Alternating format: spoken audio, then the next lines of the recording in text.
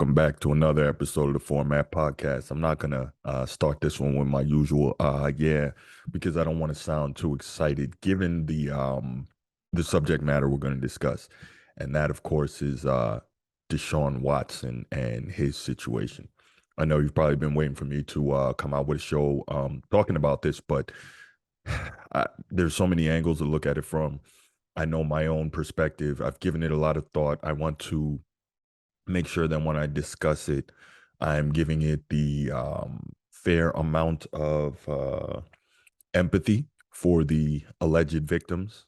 And yes, I said alleged victims because the same way that Deshaun Watson is being accused and he is an alleged perpetrator, the victims are alleged because none of us were in that room and none of us, those rooms, correction, and none of us know what happened. But before I get into that, let me just take a quick second.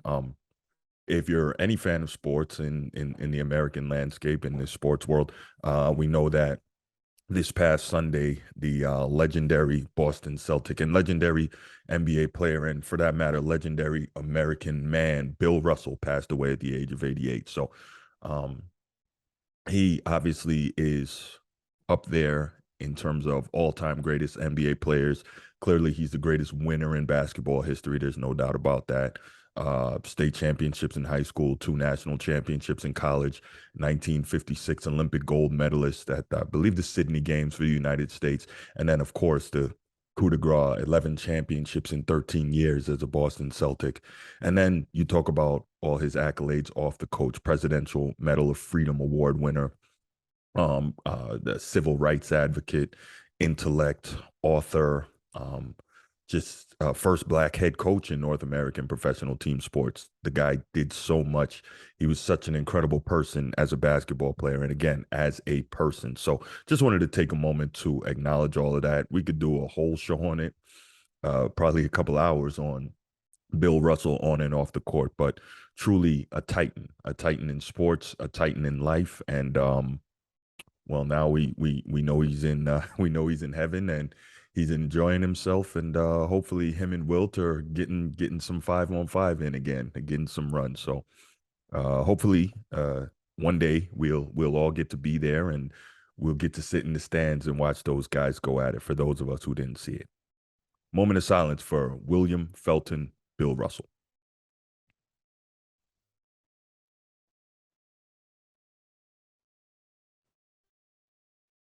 Okay, Deshaun Watson. So this is something I've been thinking about ad nauseum since all the accusations came out more than a year ago. We keep seeing numerous complainants, I'll say, numerous complainants making allegations against Deshaun Watson of his behavior in terms of getting massages from multiple massage therapists, some of whom who weren't licensed massage therapists, but finding women on Instagram and then basically making propositions to link up with them and have them perform massages on him. At which point he was accused many times of sexual impropriety, some sexual harassment, and some outright sexual assault. I'm not going to get into commenting on that because for me, it's plain and simple. None of us were in those rooms. We don't know what happened. We don't know what did happen. The NFL did their investigation. What I do find interesting, though, is this. I understand that the NFL system is not a court of law, and as per the CBA, they can kind of do things in their own way in regarding how they investigate and then quote unquote punish violators of the NFL's personal conduct policy. I'm not a huge fan of that because I think you get into some sticky situations and some sticky waters when you give the league that type of power, especially for something that wasn't even adjudicated criminally. Um, so basically, just accusations can get someone in trouble. I've heard people comparing this situation to Ezekiel Elliott being suspended for pulling down that woman's top. Not applicable. We saw Ezekiel do that. I've seen people compare this to Ray Rice for his domestic violence issue. Again, not comparable. There was video. We saw Ray Rice hit that woman, his now wife. And again, I'm not trying to advocate any of this behavior.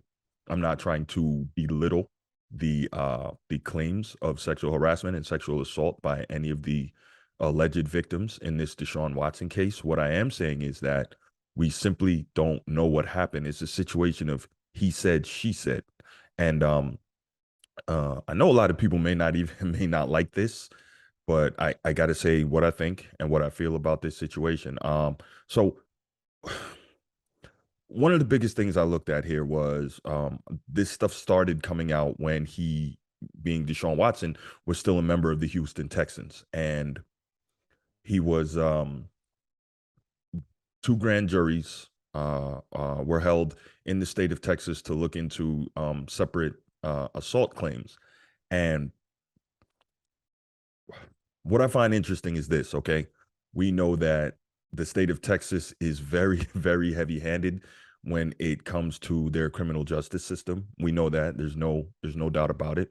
We also know that the entire United States of America is very heavy handed when it comes to the criminal justice system in dealing with African American men. We know that. Again, let me make it clear. I'm not making any statements here in defense of Deshaun Watson, but I'm also not making any statements here in defense of those who are accusing him. So I'm really trying to play this right down the middle. Back to Texas. So the reason I brought that up twice, in the state of Texas, they did not indict an African American man for accusations of sexual misconduct. That really stands out to me. That really does. You can take that how you want it, but that really stands out to me. Again, not saying nothing happened, but it is interesting that they declined to indict on two separate occasions in the state of Texas. Now, moving on. Deshaun Watson gets his record $230 million fully guaranteed quarterback from the quarterback deal contract from the Cleveland Browns. And a lot of people were upset with that, especially many of the alleged victims who were filing civil suit because they couldn't get the indictment, which is something I didn't really understand. You're filing civil suit, but you're upset because he got the deal. Why would you be upset because he got the deal? If he got the deal and you're filing civil suit, that means there's more money available to you to either settle, or if the case is adjudicated and he's found guilty in a civil situation, there's more money for you to get. So it doesn't make any sense to me that you'd be upset that he got a new deal, but so be it. Anyway, after much deliberation and much investigation, uh, the case was brought before the NFL, and the NFL did what is in the collective bargaining agreement, and they had an independent third-party arbiter evaluate all the evidence and make a decision and make a ruling on what was going to happen to Deshaun Watson. Okay. So the independent arbiter is Sue Robinson, who, in case you don't know, is a woman. That's one. And she's also a former federal judge. So one would assume that she knows what she's talking about in terms of dealing with cases and making a ruling. Former federal judge and a woman. So we know that Deshaun Watson ended up, it was ended up being ruled by Sue Robinson that Deshaun Watson was going to receive a 6-game suspension. She wrote a 16-page report on that, broke it down, said his pattern of behavior was egregious. However, he does, among other things that was stated in the report, she cited his excellent work in the community, status as a first-time offender, blah, blah, blah. Okay, so he gets the 6 games. Now, we hear that a number of women's groups were highly upset about the fact that this was the ruling. Well, why are women's groups upset with the ruling when the ruling was given by a woman who is also a former federal judge? So we know that the person is competent, the person is experienced, and the person is a woman who theoretically should be able to understand what it is these women's groups are upset about.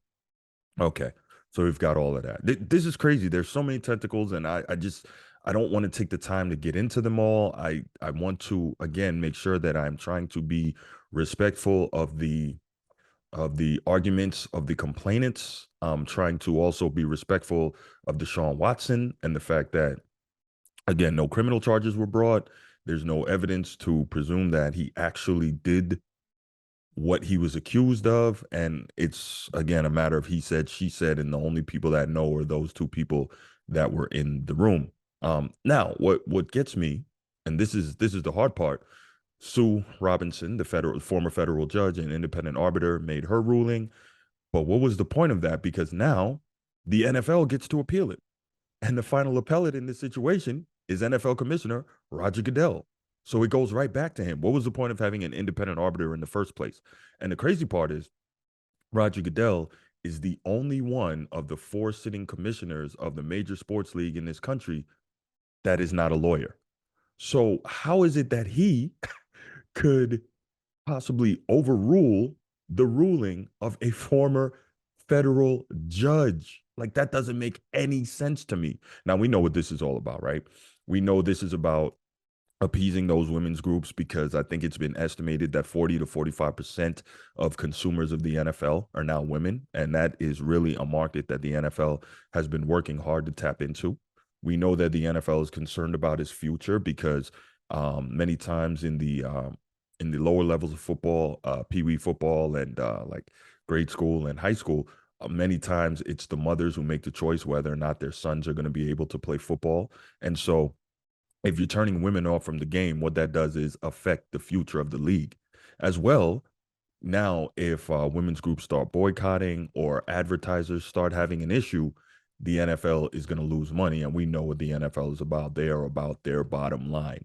And so I think based on the NFL's previous pattern of behavior, it's fair to say that they are less concerned about the women, but more concerned about the image of the league when it comes to women, so that they can protect the money, right? They don't want to affect the money. Anyway, um, so Roger Goodell is going to be able to, again, I chuckle because this is just so ridiculous. He is going to be able to, if he decides to, overrule, not a lawyer, mind you, but he's going to be able to overrule the the ruling by a former judge. Absolutely insane in my estimation. But he is the NFL, they are looking to really give Deshaun Watson and, well, let me read this. NFL reporter Jeff Darlington tweeted, I'm told NFL is appealing for an indefinite suspension that would be a minimum of 1 year. But perhaps more significant given the structure of Watson's contract, source tells me the NFL's appeal will also include a monetary fine. Monetary is now a significant part of the equation. Okay, why is monetary a significant part of the equation? Because according to Judge Sue Robinson's according to the punishment she handed down, there was no fine. But even if actually there was a fine, but the fine will only cost Deshaun Watson about $320 million, because the way the Cleveland Browns set up his new contract, he's only scheduled to make $1 million this year. And realistically, between his agent and the organization, that was a smart move, knowing that a suspension may be coming this season. They set it up so that he wouldn't get hit in the pocket too hard. Makes a lot of sense. Um, Again, I'm not advocating anything, but it does make a lot of sense from a business perspective. Okay. Um, Dan Graziano also tweeted, per sources, Deshaun Watson and the NFL did engage in further settlement talks in recent days, but neither side felt they got close. The best Watson side indicated it would accept 6 to 8 games. Best league indicated it was willing to do 12 games plus heavy fine, $8 million range. So again, in my estimation, what the NFL is trying to do here is appease its critics. And I get it, it's a business and they are trying to do what's best for the business. But at the same time, is that really fair to Deshaun Watson, the accused? It's not. And I'm not saying that because I believe he's guilty or I believe he's not guilty. I'm saying that because the case was already adjudicated in this situation, again, by a woman who is a former federal judge. She clearly knows what she's doing in this matter. But I think the next CBA, the players definitely need to make a point of taking this out of Roger Goodell's hands, period. Again, the guy's not a lawyer. Um, and the fact that you're giving him all this power, it really doesn't make sense, especially when you got an independent arbiter, but then the appeal can come back to him anyway. Makes no sense whatsoever. So anyway, yeah, I guess that's all I got on this. I could really go into it a lot deeper, my thoughts, my feelings on the accusations and how it did or didn't go down or what have you. But I'm not going to go into that. I am going to go into I'm just here today talking about kind of what happened and how ridiculous I think this whole process is. Realistically, the smart move would have been make Roger Goodell the first person in the chain to decide whatever the punishment would be, and then make the independent arbiter the appellate body. That would have made more sense instead of you have the independent arbiter and then you make Roger Goodell the appellate body, because then it's there was no point in having the independent arbiter there in the first place. All right, so that's all I got today. You know what it is. Go ahead. If you enjoyed the content, click that like button, click that subscribe button, click the notification bell. And if you want the audio only platform, you can get it where all your audio podcasts are available. Please leave a comment and give us that 5-star review. And if you liked it, don't hesitate, share it. And I'm out. Peace.